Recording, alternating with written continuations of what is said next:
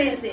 તો કે સમજણું થાય ને ત્યાંથી પરમાત્માની ખોજ હાટું નીકળી પડે. વ્રત કરે, હોમ કરે, હવન કરે, જપ કરે, બધુંય કરે, માળાવું કરે. હું મારો ખુદનો અનુભવ કહું છું. હું પોતે એટલું કર્મકાંડમાં હતી કે સાકરિયા સોમવાર, ગોળ સોમવાર, રવ ભાકરનો ઘૂંટડો જ પીવાનો, 24 કલાકમાં બીજું કાંઈ ખાવા પીવાનું નહીં. રાતે 5 માળા શંકરની કરવાની, પણ શિવ કોને કેવો એ ખબર નહોતી. માળા પીરા વગર હોવાનું નહીં. પણ પછી અને શીતળા લગ્ન કેળેમાં હાવું એકવાર કે શીતળામાં આપણે સારતા નથી. મેં કીધું હું તો સારું છે, ના પાડી તોય હું ગઈ ખુલે કરી. પણ પછી જઈ ઉપદેશ લીધો ને પછી સમજાણું કે શિવય આમાં છે, શીતળાય આમાં છે.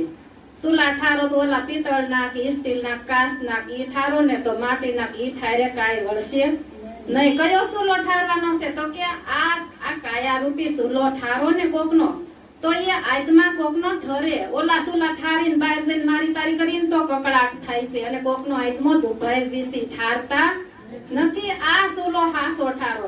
તો કે એ આપણે ઉધમ ઘણોય કર્યો પણ તોય આપણને સમજાતું નહોતું. તો કે એ આપ મળે છૂટે એવું નથી. કોઈ એવા સતગુરુ સંત મહાપુરુષ મળી જાય ને, સતગુરુનું શરણ મળી જાય તો એ બધાય બંધન માંથી મુક્ત કરાવી દે. કયા બધાય બંધન? તો કે મોટા મોટું જન્મ અને મરણ નું, પછી કર્મકાંડ નું, એ બધીને જાતોય નથી. તું તો આદિ અનાદિ નું તત્વ, અજર અમર અને અવિનાશી, સત સિદ્ધ આનંદ સ્વરૂપ તું પોતે છો. તારા સિવાય બીજો કોઈ નથી. કારણ કે બીજો જાણો ને તો બેપણું થયું.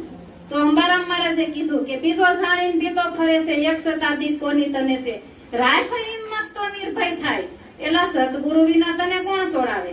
બીજો છે જ નહીં. આપણે બીતા ફરવી છે કે બીજો છે. આપણને બેપણું હતું કે હું જુદો ને પરમાત્મા જુદો. પણ સંતોએ એ અંતર મટાડી દીધું. એ અંતરની આટી ખોલી નાખી. અંતર મટી ગયું એટલે નિરંતર થઈ ગયો. પછી નિરંતર અંતર હોય ત્યાં સુધી બેપણું હોય, પડદો હોય ત્યાં સુધી બેપણું હોય, પણ પડદો હટી જાય, અંતરનો પડદો હટી જાય એટલે નિરંતર થઈ જાય. નિરંતર થાય પછી એક જ થઈ જાય, પછી બીજું નથી રહેતું. કારણ કે બે નદી હોય ને વચ્ચે પાળો હોય ને તો બે નદી કહેવાય, પણ એ વચ્ચેથી પાળો હટી જાય એટલે પછી સમુદ્ર થઈ જાય છે. પછી સમુદ્રમય બની જાય. એ સમુદ્ર સંસાર સાગર આપણને લાગતો તો પણ એલા સંસાર સાગર નહીં, બ્રહ્મ સાગર હશે તો બ્રહ્મ સાગરમાં જ માલશો. પણ આપણને ખબર નથી એટલે આપણે અળગા અળગા ભટકતા હતા. એટલે સંતો કહે છે કે હળિયું કાઢે હરી નહીં મળે ને લીધે દોટા દોટ. હરી વસે તારા હાટમાં એને પાસો વળીને ગોટ. બસ એક પાસું વળી જવાનું. ક્યાં પાસું વળવાનું છે? તો કે પોતાના સ્વરૂપમાં. પોતાના સ્વરૂપમાં પાસું વળી જવાનું છે. બીજું કાંઈ કરવાનું નથી. ઘણા એમ કે સંતોએ કીધું છે કાંઈ કરવાનું નથી, પણ કાંઈ હું નથી કરવાનું. જે સોડાયું છે એ નથી કરવાનું, પણ આપણે કોઈ સોડાયું એ પાછા પકડવી. જે કરવાનું છે એ કરતા નથી. એટલે એક વાણીમાં કીધું,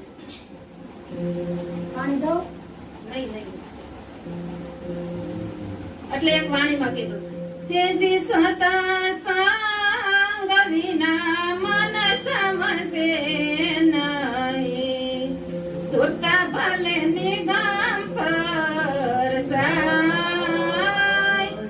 તેજી સતા સંગ વિના મન સમસે નહીં રે, અને સુરતા ભલે નિગમ પદ પર જાય. જે સત્સંગ વિના મન સમજતું નથી. કારણ કે મન ઘણોય ઉત્પાદ કરે છે. મન પવન કરતા પણ તેજ છે.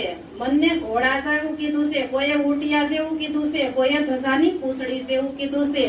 મનને કોઈ દુનિયાની તાકાત નથી સ્થિર કરી શકે, પણ એક સંત છે ને એ મનને સ્થિર કરી દેશે. સંતના શરણે જાય ને એટલે સંત છે ને એ મનને સ્થિર કરી અને મન અમન થઈ જાય છે. મન અમન થઈ જાય ને પછી એનું ભટકણ મટી જાય. એક માળી છે ને રસ્તા ઉપર ક્યાંક બહાર ગામ જતા હતા, એટલે વાટે બેઠા હતા રસ્તા ઉપર કે કઈક વાહન આવે ને તો બેહું. તો પછી એક ઊંટ નીકળું ને એટલે માળીને એમ થયું કે સાયકલ માં બેઠી, રિક્ષામાં બેઠી, ગાડીમાં બેઠી, બસ માં બેઠી, ખટારામાં બેઠી, બધાય બેઠી, પણ આની માથે કોઈ દી બેઠી નથી. લાઈને આજ આની માથે બેહું.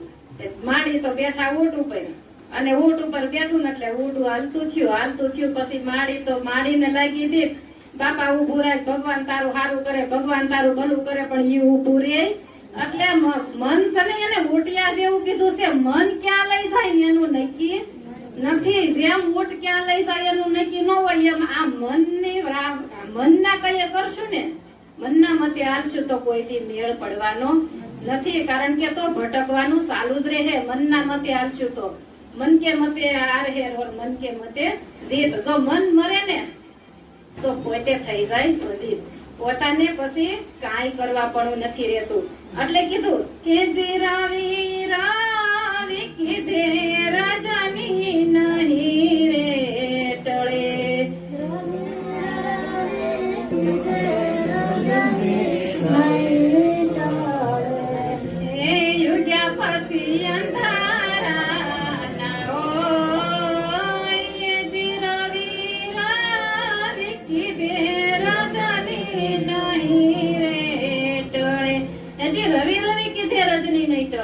તો કે આપણે ગમે એટલા જાપ કરવી કે સૂરજ ઉગે તો રાત વહી જાય નો જાય પણ એ ઓટોમેટિક પછી સૂર્ય ઉગે એટલે પછી રાત ઉભી રહેતી નથી રવિ કીધે રજની નહીં ટળે ને પછી ઉગ્યા પછી અંધારા ના હોય પછી ઉગી જાય પછી અંધારાની જરૂર પડે એક ઓલો લેમ્પ અત્યારે આ રૂમમાં છે તો એટલું અંજવાળું છે પણ ઓલા સૂરજ દાદા ઉગે ને પછી આ લેમ્પ ની જરૂર પડતી નથી એમ સદગુરુ મળે ને એને પછી જ્ઞાન રૂપી ભાણમાં ઉગી જાય હૃદયમાં તો જ્ઞાન રૂપી ભાણ છે ને ઉગે ને એને પછી કોટિક રવિ ભાણ ઉગી જાય કોટિક સૂર્યના અંશવાળા થઈ જાય પછી અખંડ અંશવાળા થઈ જાય પછી ન્યા અંધારા રહેતા નથી અને પછી ન્યા અંધારું આવવાની જગ્યા નથી કારણ કે આવતું જ નથી પણ જો આપણી કશાશ હોય ને તો પાછું આવે સમજણ તો ગુરુ મહારાજે જ્ઞાન બધાને એક જ હરખું પીરસું છે કોઈનામાં થોડું કે વધારે કે હારું કે નરકું કે આ કાંઈ જુદું પીરસું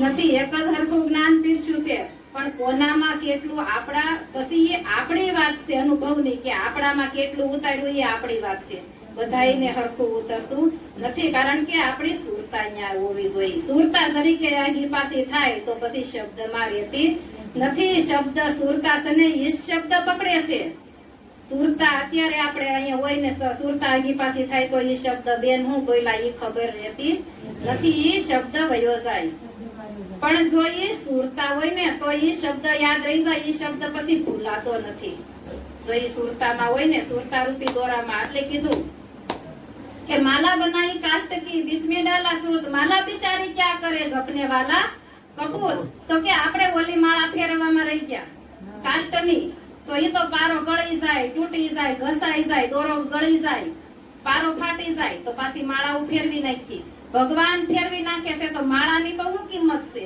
ભગવાનની મૂર્તિ જરી ખંડિત થાય ઉંદાડો પાડે તો લારીમાંથી એને હાલો ઈ નો હાલે બીજા લઈ આવો બીજા લઈ આવી માળા બનાવી તો કઈ માળા સંતોએ કીધી ઈ માળા તો લાકડાની બની છે અને આપણે ઈ માળા ફેરવીને એટલે કીધું કે મથી માળા ફેરવીને સબ મેં તો મથી ફેરવી માળા અરે એના ઘસાઈ ગયા છે પારા રે તને ક્યાંથી મળે રામ રખવાડા એના પારા કહી નાખ્યા તોય રામ રખવાડા મળે એમ નથી તો કઈ માળા તો કીધું કે માલા હે નિજ શ્વાસ કી ફેરેગા કોઈ દાસ ભવસાગર ભટકે નહીં ને કટે કરમ કી દાસ માળાસ ને ઈ તો ફરી જ રહી છે ઈ ફેરવી પડે એવી નથી ઈ અહોરનિશ ફરી રહી છે અને ઓલું તો તમે 5 મિનિટ જાપ કરો 10 મિનિટ કરો કેટલી વાર કરો તો પાછા કર્મકાંડમાં ફસાઈ જાય અને ભૂલી જાય છે અને ઓલી તો સંતોના શરણે ગયા ને એટલે સુરતા રૂપી દોરામાં શબ્દ રૂપી મોતીની માળા પોરવાઈ ગઈ ને